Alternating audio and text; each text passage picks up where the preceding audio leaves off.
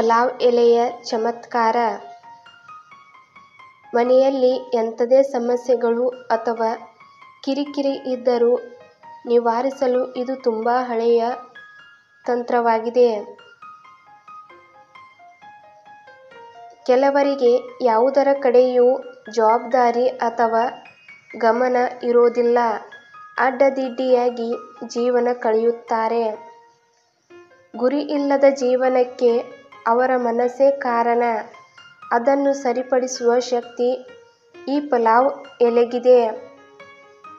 ಮನೆಯಲ್ಲಿ ಸದಾ ಜಗಳ, ಕಿರಿಕಿರಿ, ಹಣದ ಕೊರತೆ, ನೆಮ್ಮದಿ ಇಲ್ಲ, ಜನರ ಕಣ್ಣು ದೃಷ್ಟಿ, ಮಾನಸಿಕ ಹಿಂಸೆ, ಸಂತಾನ ದೋಷ, ಕಲಹ, ದಾರಿದ್ರ್ಯ ಏನೇ ಇದ್ದರೂ ಈ ಪಲಾವ್ ಎಲೆ ಬಹಳ ಪ್ರಯೋಜನಕಾರಿಯಾಗಿದೆ. ಕೆಲವರು ತುಂಬಾ ಕ್ರೂರವಾಗಿ ನಡೆದುಕೊಳ್ಳುತ್ತಾರೆ. ಮನಸ್ಸಿಗೆ ತೋಚಿದ್ದೇ ಮಾಡುತ್ತಾರೆ. ಅಂಥವರ ಮನಸ್ಸನ್ನು ಹಿಡಿತಕ್ಕೆ ತರುವ ತಾಂತ್ರಿಕ ಶಕ್ತಿ ಈ ಎಲೆಗಿದೆ.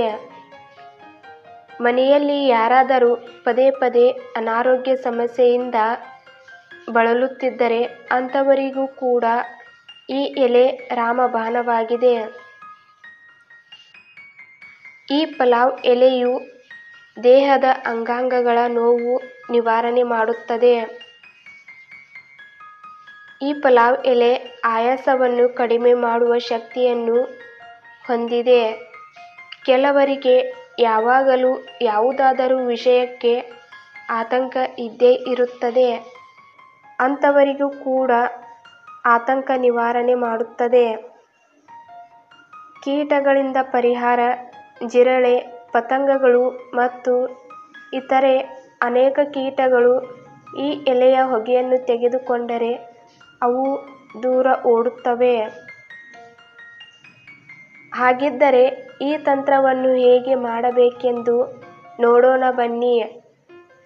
ಈ ತಂತ್ರವನ್ನು ಯಾರು ಬೇಕಾದರೂ ಯಾವಾಗ ಬೇಕಾದರೂ ಮಾಡಬಹುದು. ಆದರೆ ಶ್ರದ್ಧೆಯಿಂದ ಮಾಡುವುದು ಬಹಳ ಮುಖ್ಯವಾಗಿದೆ.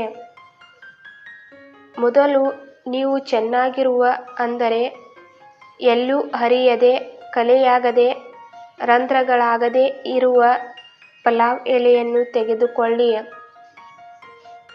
ನಂತರ ಅದರ ಮೇಲೆ ನೀಲಿ ಬಣ್ಣದ ಸ್ಕೆಚ್ ಪೆನ್ನಿಂದ ನಿಮ್ಮ ಕೋರಿಕೆ ಬರೆಯಿರಿ.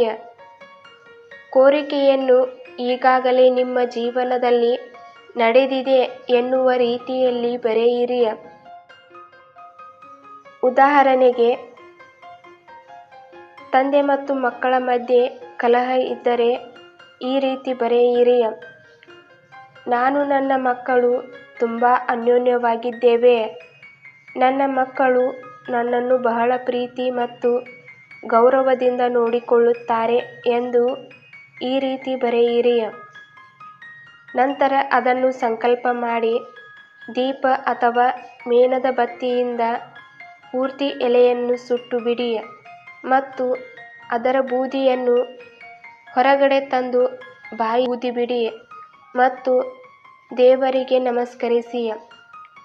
ಈ ರೀತಿಯಾಗಿ 21 ದಿನ ಮಾಡಿದರೆ ನಿಮ್ಮ ಕೋರಿಕೆಯು 100ಕ್ಕೆ 100% ನಡೆಯುತ್ತದೆ. Thank you for watching. ಹೀಗೆ ಸಪೋರ್ಟ್ ಮಾಡಿ.